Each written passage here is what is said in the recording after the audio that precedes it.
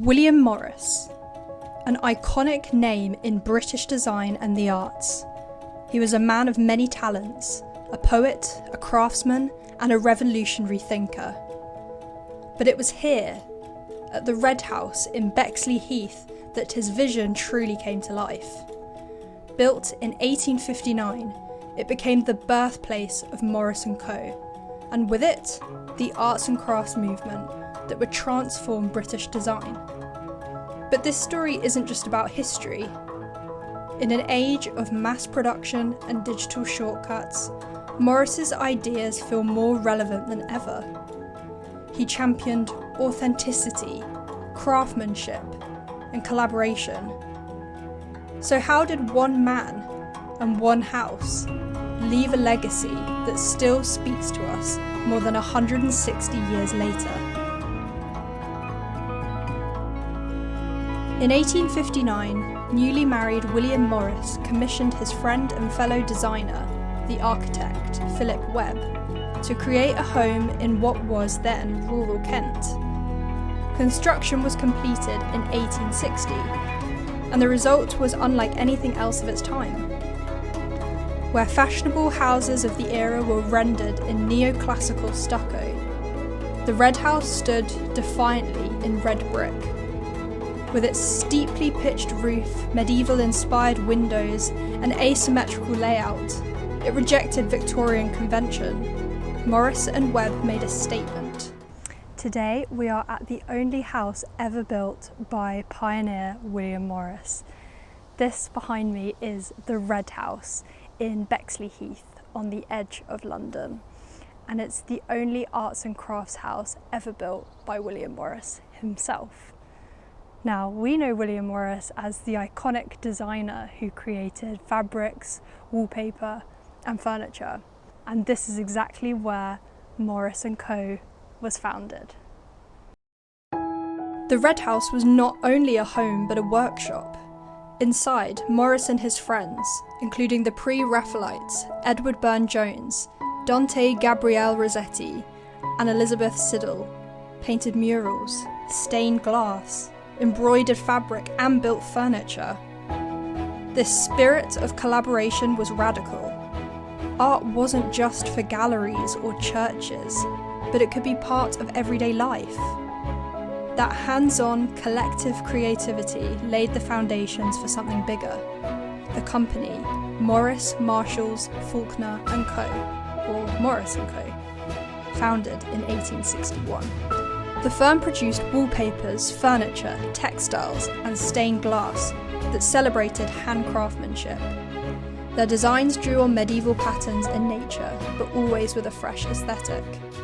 Historian Nicholas Pevsner called it a new era for Western art.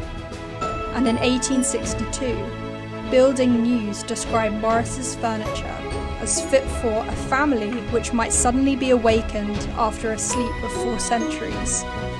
In other words, timeless. This tackled something much deeper. It was a rebellion against industrial mass production.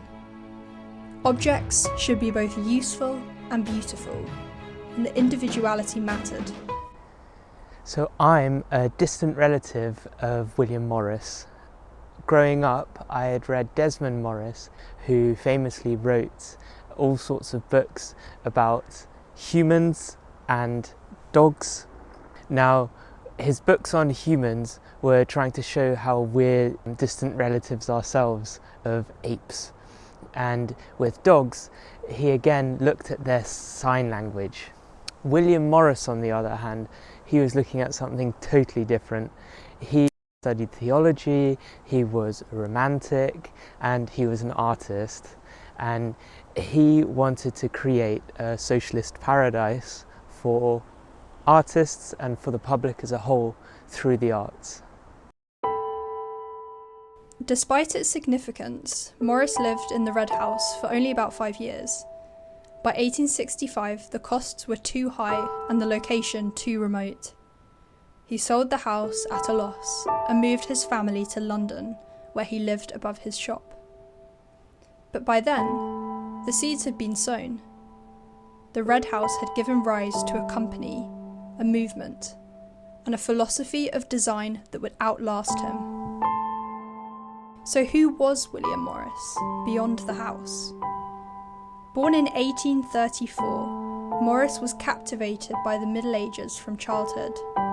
At just 8 years old, a visit to Canterbury Cathedral left him spellbound, convinced of the power of architecture. He studied at Oxford, but found it uninspiring, choosing instead to dedicate himself to art, poetry, and design. Over his life, Morris became astonishingly flexible, working in calligraphy, textiles, dyeing, printing, book design, and even politics. He revived traditional craft techniques and believed that all people should find purpose and dignity in their labour. His mantra was simple: art, work, and life were inseparable. After leaving the Red House, Morris rented Kelmscott Manor, which became his country retreat until his death in 1896. Meanwhile, the Red House passed through private hands until the National Trust acquired it in 2003. Painstakingly restored, it now stands as a museum of ideas as much as of brick and mortar. So why should we care about Morris and the Red House today? Because in an age defined by mass production and digital replication, Morris's call for authenticity feels more important than ever. He believed beauty belonged in the everyday, that craft and collaboration gave life meaning, and that creativity should be shared, not commodified. The Red House is more than a building. It's a reminder that design can shape society, that collaboration can spark revolutions, and that the things we make with our hands can still change how we live. William Morris's Red House was more than just a home, but the beginning of a movement, and a timeless manifesto for living with beauty, purpose, and craft.